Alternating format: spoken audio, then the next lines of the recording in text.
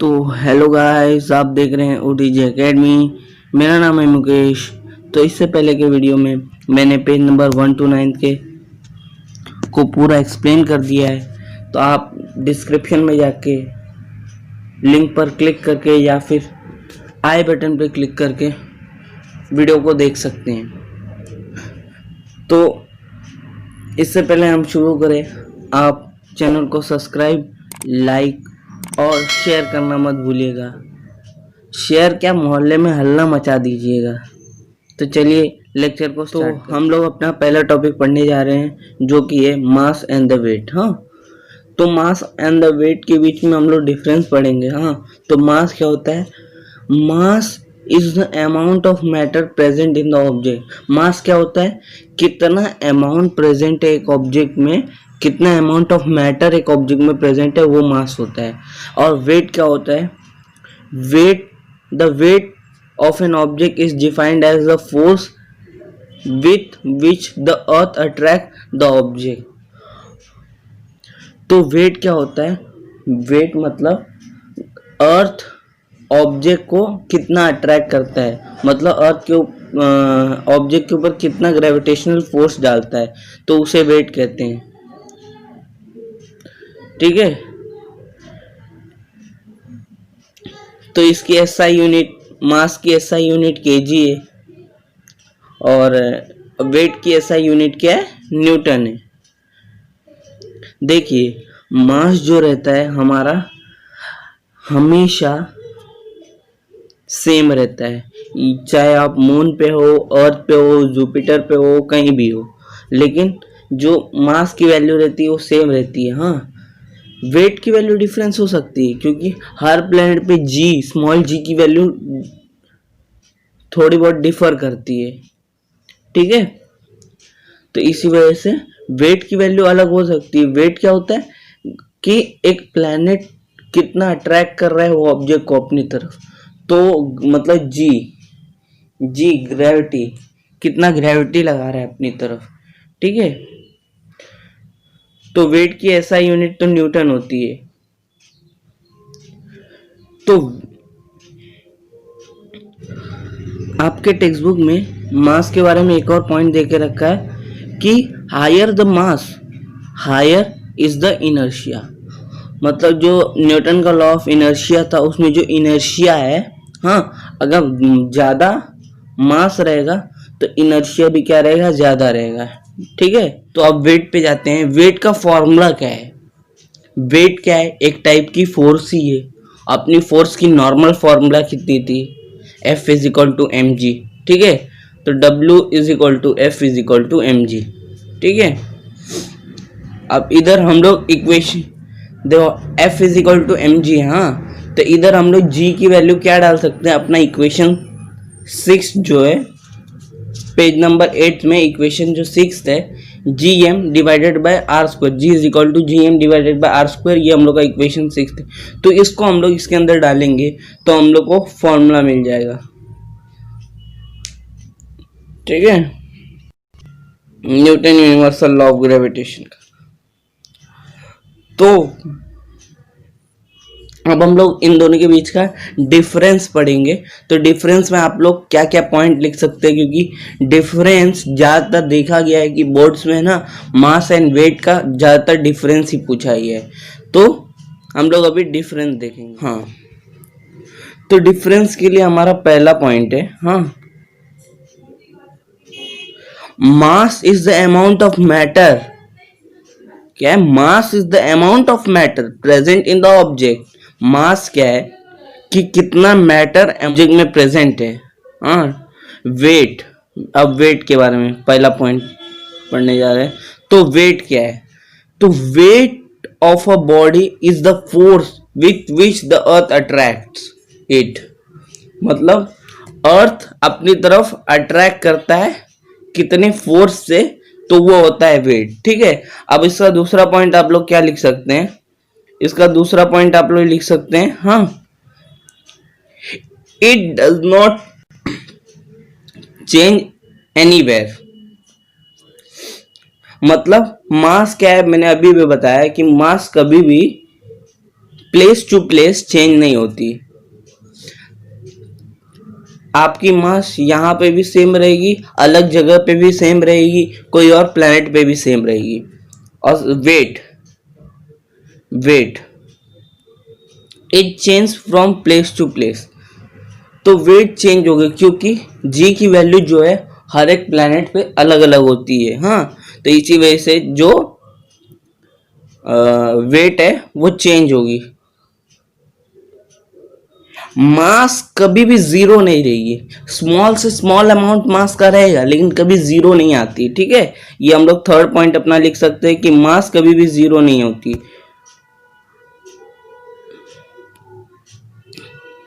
और वेट क्या है, जीरो हो सकती है किधर, अर्थ के सेंटर में जी की वैल्यू जीरो रहती है। ठीक है, वेट भी उस वक्त जीरो हो जाएगी। It has magnitude but not direction. ठीक है, तो उसका मैग्नीट्यूड होता है लेकिन डायरेक्शन नहीं होता। मास के पास मैग्नीट्यूड होता है लेकिन डायरेक्शन नहीं होता। और वेट जो रहता है वो एक वेक्टर क्वांटिटी है, तो उसके बाद मैग्नीट्यूड और डायरेक्शन दोनों होता है। और मास जो है एक स्केलर क्वांटिटी, इसी वजह से उसके अंदर खाली मैग्नीट्यूड होता है। ठीक है, और आखिरी हम लोग लिख सकते हैं इसके बारे में, इसका एसआई यूनिट। तो एसआई यूनिट ऑफ मास क्या रहता है, किलोग्राम्स मतलब केजी। और एसआई यूनिट ऑफ वेट क्या रहता है, न्यूटन। ठीक है, तो ये आप चाहे तो इसका स्क्रीनशॉट ले सकते हैं, ये बहुत इंपॉर्टेंट टॉपिक मान सकते हैं क्योंकि बोर्ड्स में ज़्यादातर इसी के बारे में पूछा जाता है। तो आप चाहें तो स्क्रीनशॉट ले सकते हैं, नहीं तो मैंने डिस्क्रिप्शन में दिया हुआ है लिंक, वहां पे जाके आप इसके पीडीएफ नोट्स डाउनलोड कर सकते हैं। ठीक है, तो अब हम लोग अपने नेक्स्ट टॉपिक की ओर इधर जाएंगे। हाँ, आपके टेक्स्ट बुक पेज नंबर 9 में एकदम बिलो एक ग्रीन कलर का बॉक्स दिया हुआ रहेगा जिसमें वही बताया है कि अगर एफ हम लोग मास हम लोग 75 केजी ले। ठीक है, तो मतलब राजू का मास कितना है, 75 केजी है। और राजू का वेट क्या हो जाएगा, अभी हम लोगों ने फॉर्मूला जो निकाला F is equal to M G. ठीक है, F is equal to M G, तो m कितना था 75 और g की वैल्यू कितनी है 9.8, तो 75 इंटू 9.8 क्या हो जाएगा 735 न्यूटन। तो जो वेट है 1 केजी मास का 9.8 न्यूटन। ठीक है, तो 1 केजी मास का लगभग में वेट है 9.8 न्यूटन। तो हम लोग जिस पे अपना वजन करते हैं, वजन काटा जिसे हम लोग बोलते हैं, तो जिसके ऊपर हम लोग अपना वेइंग मशीन जो रहता है वो हम लोग को हमारा मास बताता है, ना कि वेट। ठीक है, तो हम लोग ये गलत बोलते हैं कि हमारा वेट कितना है, असल में तो हमें बोलना चाहिए कि हमारा मास कितना है। तो अब चलते हैं अपने नेक्स्ट पेज पे जो कि है पेज नंबर 10। ठीक है, पेज नंबर 10 में हम लोग यूज योर ब्रेन पावर में कुछ 2 क्वेश्चन दिए गए वो हम लोग करने जा रहे हैं। तो हम लोग का पहला क्वेश्चन क्या है, will the weight remain constant as you go about the surface of the earth. तो इसका जवाब है नो, क्योंकि जैसे ही हम लोग अपने सरफेस से दूर जाने लगते हैं तो वेट क्या होता है, डिक्रीज होने लगता है, क्योंकि जी की वैल्यू में डिफरेंस आने लगता है, कम होने लगता है जी की वैल्यू। तो इसका जवाब है no, as we go about the surface of the earth our weight will goes on decreasing. तो अब चलते हैं अपने नेक्स्ट क्वेश्चन में। तो क्वेश्चन नंबर 2 में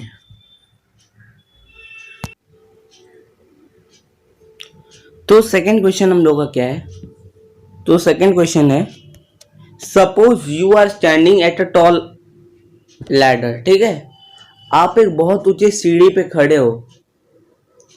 if your distance from the centre of the earth is 2r, मतलब आपको इधर एक डायग्राम दिख रहा रहेगा, तो आप सीढ़ी पे खड़े हो,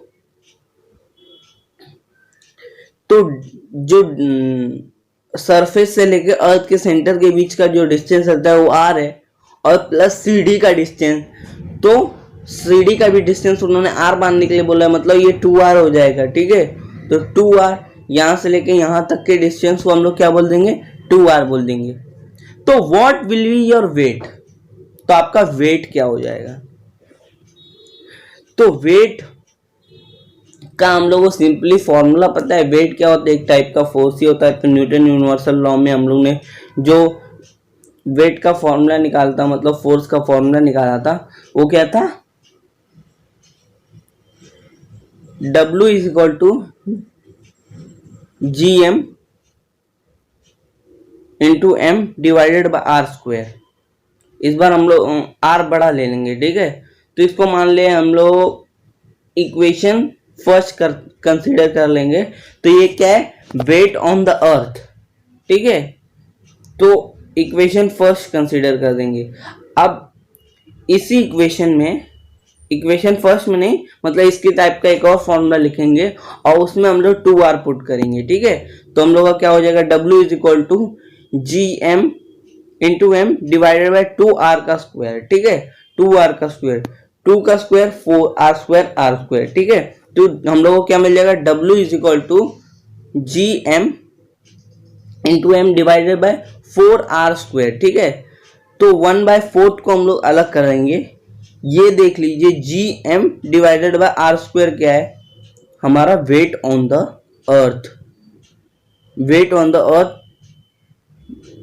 क्या है, GM divided by r square. तो इससे हम लोग को क्या मालूम पड़ता है, अगर हम लोग रेडियस को डबल कर दिए तो हमारा जो वेट रहेगा,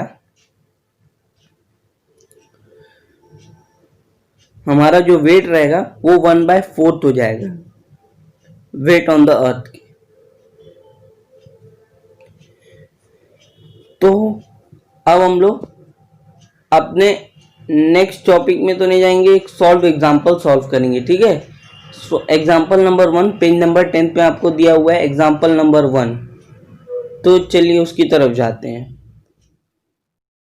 तो एग्जांपल नंबर 1 में हम लोग का क्वेश्चन क्या है वो हम लोग थोड़ा पढ़ते हैं। हम लोग अपने क्वेश्चन पे आ गए हैं। तो क्वेश्चन क्या है, if a person has weight कितना है 750 newton on the earth, how much would be his weight on the moon, that the moon is 1/81 of the earth and its radius is 1/3.7 of that of the earth। तो इसका मतलब क्या है, हम लोग को पर्सन का वेट कितना दिया है 750 न्यूटन, ठीक है। और क्या बोला गया है, जो मास ऑफ द मून है वो कितना है 1/81 to the mass of the earth, और जो रेडियस है मून पे वो कितना है 1/3.7 to the radius of the earth. तो गिवन में हम लोग का पहला क्या आएगा, पहले हम लोग लिख लेते हैं कि let's mass of the earth is me, ठीक है, और मास on the moon is mm, radius of the earth is re, ठीक है, और radius on the moon is rm। तो हम लोग को अभी गिवन में क्या दिया हुआ है, हम लोग को गिवन में दिया हुआ है पहला पर्सन का वेट। तो पर्सन का वेट कितना दिया हुआ है 750 न्यूटन, 750 न्यूटन। तो इधर देख लीजिए हम लोग को बोला क्या गया है, हम लोग को बोला गया है कि moon mass is 1/81 of the earth mass, moon mass is 1/81 of the earth mass. मतलब हम लोग अपने अगले इस पे जाते हैं, देखते हैं, समझते हैं इसको अच्छे तरीके से। मतलब क्या है हम लोग अभी हम लोग जानेंगे, ठीक है। मतलब क्या है अभी हम लोग जानेंगे। तो क्या बोला है, मास ऑफ मून क्या बोला है is equal to 1/81 of mass of earth, ठीक है, यही हम लोग को बोला गया है। तो अब हम लोग को क्या मिल जाएगा, ये ME जो है MM के नीचे चला आएगा, तो MM divided by M E क्या मिल जाएगा 1/81 मिल जाएगा। ठीक है, तो अब हम लोग क्या करेंगे, दोनों को उल्टा लिख लेंगे ताकि हम लोग को फ्रैक्शन ना मिले। तो M E divided by M is equal to 81 हम लोग को मिल जाएगा। समझ गए आप लोग? तो इसी तरीके से हम लोगों को क्या मिल गया, मैं अपने पेज में जाता हूं। तो इसी तरीके से हम लोग को ratio of the mass of the earth to the mass of the moon हम लोग को मिल गया। कितना मिल गया, M E divided by M M कितना 81 मिल गया। तो हम लोग को उसके रेडियस के बारे में क्या बोला गया है, its radius is 1/3.7 of that of the अर्थ। ठीक है, तो मतलब क्या बोला गया है, हम लोग वो अगले स्लाइड में, इधर से जगह नहीं, अगले स्लाइड में देखते हैं। ठीक है, तो अगले स्लाइड में हम लोग देखते हैं। हाँ, तो हम लोग को बोला गया है कि आर ऑफ एम जो है वो कितना है, 1/3.7 है। 3.7 ऑफ आर ऑफ ई है, रेडियस ऑफ अर्थ है। ठीक है, तो ये बोला गया है। तो अब हम लोग आर ई को नीचे ले लेंगे, तो R M divided by R E कितना आ जाएगा, आर ई कितना आ जाएगा 1/3.7। तो अब हम लोग इसको उल्टा कर लेंगे, तो R E upon R M कर लेंगे। तो R E upon R M which is equal to कितना हो जाएगा 3.7 हो जाएगा। तो इसी वजह से चलिए उसको अच्छे तरीके से लिख लेते हैं। हाँ, तो हमने उसको अच्छे तरीके से लिख लिया। तो उन्होंने लिख लिया कि ratio of the radius of the earth to the radius of the moon, R E divided by R M कितना हो जाएगा 3.7। ओके, तो हम लोग को एग्जैक्टली ये क्वेश्चन में पूछा गया है, क्या गया है एक बार आप लोग पढ़ लीजिए। वह पूछा गया है कि वेट ऑफ द मून क्या होगा, वेट ऑफ द मून। तो आप देख लीजिए, हम लोग क्या कर लेंगे, जो मास जो रहेगा वो केजी में लेंगे। ओके, तो वेट ऑफ द अर्थ, ठीक है, वेट ऑफ द अर्थ का फॉर्मूला क्या था, एम, वेट भी एक टाइप का फोर्स ही है। ठीक है, तो उसका फॉर्मूला वही फोर्स का हो जाएगा, Newton universal law of gravitation में जो दिया था, क्या है, तो G of M into M E divided by R E का स्क्वायर। ठीक है, आर ई का स्क्वायर। तो इधर ई क्यों लिया, क्योंकि वेट ऑफ द अर्थ की हम लोगों ने बात की है। तो वेट ऑफ द पर्सन हम लोग को कितना दिया हुआ था, वेट ऑफ द पर्सन कितना दिया हुआ था ऑन 750 न्यूटन। वो दोनों को हम लोग ने सामने सामने लिख लिया। ठीक है, तो सामने सामने उन दोनों को लिखने के बाद तो अब हम लोग आर ई को क्या कर देंगे, इधर हम लोग को एम की वैल्यू चाहिए, मास चाहिए, जो कि हम लोग अपने इक्वेशन नंबर सेकंड में पुट कर सके। ठीक है, इक्वेशन नंबर सेकंड में अगर आगे आपको समझ में आएगा कि इक्वेशन नंबर सेकंड क्या है, तो इक्वेशन नंबर सेकंड में हम लोग पुट कर सके, उसके लिए हम लोग को एम की वैल्यू चाहिए रहेगी। तो एम की वैल्यू हम लोग को कैसे मिलेगी, ये आर ई इधर मल्टीप्लाई हो जाएगा और जी एम ई इसके नीचे चला जाएगा। तो एम की वैल्यू हम लोग को क्या मिल जाएगी, तो एम की वैल्यू हम लोग को मिल जाएगी यही 750 R E square divided by G M. तो इसको हम लोग ने इक्वेशन 1 मान लिया। ओके, इक्वेशन 1 हम लोग ने इसको मान लिया। तो आगे, तो अब जो ये इक्वेशन 1 है, इसको हम लोग क्या करेंगे, एक दूसरा वेट ऑन द मून का हम लोग एक और इक्वेशन, जैसे कि इधर वेट ऑन द अर्थ का हम लोग ने जैसे बनाया कि वेट ऑन द अर्थ पे मास कितना आता है तो उसका निकाला। इसी तरीके से हम लोग एक और लिख देंगे वेट ऑन द मून, क्योंकि दोनों को हम लोग को इक्वेट करना है।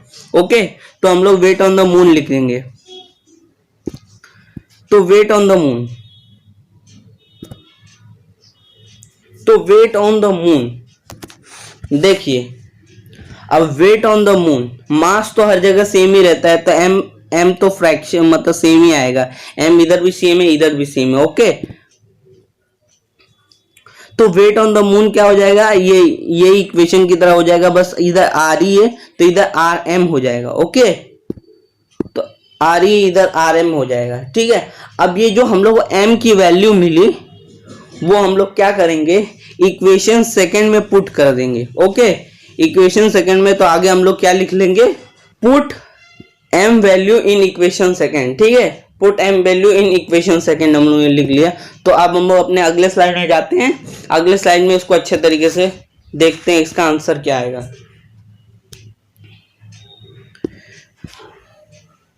तो देखिए, अब हम लोग ने क्या किया, इधर एम की वैल्यू जो पहले दी थी, एम की वैल्यू हम लोग ने पुट कर दी। तो एम की वैल्यू पुट करने के बाद हम लोग को ऐसा मिल जाएगा। ठीक है, तो इसमें देख लीजिए हम लोग जी कैंसिल कर देंगे, दोनों जी हम लोग कैंसिल कर देंगे। ओके, जी कैंसिल करने के बाद इधर देख लीजिए ये आर ई का स्क्वायर है। ओके, आर एम का स्क्वायर है, तो R E divided by R M, R E divided by R M हम लोग का कितना था, ये दोनों को हम लोग सेपरेट लिख लेंगे। और ये M E, M M divided by M E, ये दोनों को हम लोग सेपरेट लिख लेंगे। ओके, तो हम लोग सेपरेट लिख लेते हैं। तो ये देख लिया, अगले इसमें हम लोग ने यही किया है सिर्फ कि R E divided by R M, इधर स्क्वायर आएगा, सॉरी इधर स्क्वायर आएगा, तो R E divided by R M का होल स्क्वायर मान सकते हैं, R E divided by R M का होल स्क्वायर, और M M divided by M E का एम ई। हाँ ठीक है, ये हम लोग को मिल जाएगा। तो M M divided by M E तो कुछ नहीं था, लेकिन हम लोग के पास क्या था, M M divided by M E तो नहीं था, लेकिन अगर हम लोग इसको 1 upon M E divided by M M कर दिए तो ऊपर मल्टीप्लाई सेम ही बात हो जाएगी, लेकिन इसकी वैल्यू हम लोग के पास थी, तो इसकी वैल्यू कितनी थी 81, तो 1 अपॉन 81 ये हो जाएगा। ठीक है, 1 अपॉन 81 ये वाला जो है ये 1 अपॉन 81 हो जाएगा।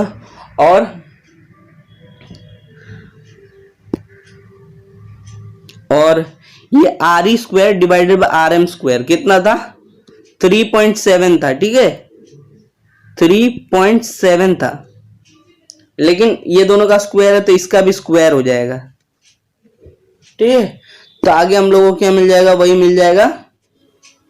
तो आगे हम लोग को यही देख लीजिए, यही मिल गया कि 750 इंटू 3.7 का स्क्वायर डिवाइडेड बाय 1.81 का 1.81।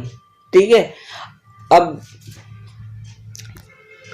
हम लोग क्या करेंगे, सिंपली सबको मल्टीप्लाई और डिवाइड कर देंगे। ठीक है, सिंपली हम लोग को मल्टीप्लाई और डिवाइड करने के बाद क्या आंसर क्या आ जाएगा, 126.8 न्यूटन। तो देयरफॉर हम लोग लिख लेंगे the weight on the moon कितना हो जाएगा, therefore the weight on the moon is 126.8 newton. ठीक है, अब आपके इसी पेज में डू यू नो करके ग्रेविटेशनल वेव्स के बारे में दिखाया है, बताया है। तो अब हम लोग उसके बारे तो हम लोग आ गए हैं अपने डू यू नो के टॉपिक में। हाँ, तो इसमें हम लोग ग्रेविटेशनल वेव्स के बारे में देखने वाले हैं। ठीक है, तो waves are created on the surface of the earth when we drop a stone into it। अगर हम लोग पानी में एक पत्थर डालें तो क्या होता है, पत्थर की वजह से वेव्स क्रिएट होते हैं। ठीक है, अब अगले पे हम लोग चलते हैं। तो आगे देखे रखा है कि similarly you must have seen that the waves are generated on a string when both ends are held in a hand and it is shaken। तो अगर आप लोग एक तार को अपने दोनों हाथ से पकड़ोगे और उसको बीच से हिलाओगे तो वेव्स क्रिएट होंगे। हाँ, light is also a type of wave called electromagnetic wave. Light भी एक वेव है, उसको क्या बोलते हैं? इलेक्ट्रोमैग्नेटिक वेव बोलते हैं। अब हम लोग टाइप्स ऑफ वेव पढ़ने वाले हैं। टाइप्स ऑफ वेव में कितने टाइप्स है? 6 टाइप्स के वेव्स के हैं। हाँ, तो 6 टाइप्स है वेव की। पहला कौन सा है? पहला है गामा रेस, ठीक है। दूसरा एक्स रेस, तीसरा ultraviolet rays, infrared rays, microwave और रेडियो वेव। ये 6 टाइप के वेव्स है, ठीक है। ये 6 टाइप के वेव्स होते हैं। ग्रेविटेशनल जो वेव्स रहते हैं वो बहुत डिफरेंट टाइप्स ऑफ वेव रहते हैं, बहुत डिफरेंट टाइप्स ऑफ वेव रहते हैं। तो वो वेव्स को क्या बोलते हैं? Fabric of space time. Fabric of space time waves को बोलते हैं, ठीक है। Fabric of space time gravitational waves को बोलते हैं, ठीक है। और जो आइंस्टाइन थे, हाँ, उन्होंने 1916 में ग्रेविटेशनल वेव प्रिडिक्ट किया था। 1916 मतलब लगभग में कितना साल पहले? अभी चल रहा है 2020, मतलब लगभग में 100 साल पहले। तो ये जो वेव्स रहते हैं ग्रेविटेशनल वेव्स, वो क्या रहते हैं? बहुत वीक टाइप के वेव्स रहते हैं और उनको डिटेक्ट करना बहुत डिफिकल्ट रहता है। तो इसी वजह से हम लोग का साइंटिस्ट ने ना कुछ ऐसे इंस्ट्रूमेंट बनाए जो सेंसिटिव वेव्स को भी डिटेक्ट कर सकते हैं, एमिट कर सकते हैं, ठीक है। तो मतलब इसके बारे में काम कौन करता है? LIGO laser interferometric gravitational wave observatory, ये इसका फुल फॉर्म है, ठीक है। हाँ, ये तो मैंने बताया कि exactly after 100 years the prediction of scientist detected this waves coming from astronomical source. तो ये वेव्स कहाँ से आते हैं? ये वेव्स है ना एस्ट्रोनॉमिकल सोर्स से आते हैं।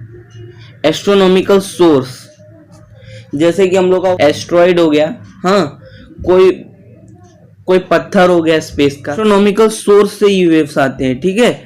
तो इंडिया में इसके बारे में रिसर्च कौन करता है? इंडिगो मतलब Indian initiative in gravitational wave observations. तो ये इसके बारे में रिसर्च करती है इंडिया में। This discovery has open and new part two obtain the information from the universe. तो इस डिस्कवरी की वजह से हम लोग को पूरे यूनिवर्स की जानकारी मिलने लगी। मतलब ग्रेविटेशनल वेव्स बहुत डिफरेंट टाइप का वेव है, इसकी वजह से हम लोग को पूरी अर्थ की जानकारी मिलने लगी और इसकी वजह से बहुत सारा काम अपना आसान हो गया। कि स्पेस में हम लोग को बार बार जाना नहीं पड़ेगा, ये वेव्स ही पता करके आएंगी कि क्या है क्या नहीं है। तो वेव्स को डिटेक्ट करने के लिए साइंटिस्ट ने इंस्ट्रूमेंट्स बनाए। तो इंस्ट्रूमेंट बना के जब वो वेव्स को भेजे तो इंस्ट्रूमेंट है ना ऐसे सोर्स को डिटेक्ट कर देते हैं। जैसे कि कोई एस्ट्रॉइड गिरने वाला रहता है तो ये जो ग्रेविटेशनल वेव्स साइंटिस्ट लोग भेजते हैं, ठीक है, साइंटिस्ट लोग ग्रेविटेशनल वेव्स भेजते हैं और वो जब रिटर्न आता है, मतलब टकरा के रिटर्न आ जाता है, तो साइंटिस्ट लोगों को पता चलता है कि अपना एस्ट्रॉइड कोई गिरने वाला है। तो बस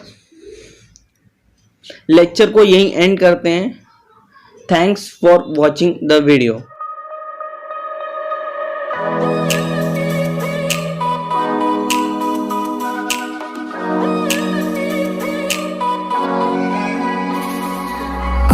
At your doorway when it's dark outside. No, I shouldn't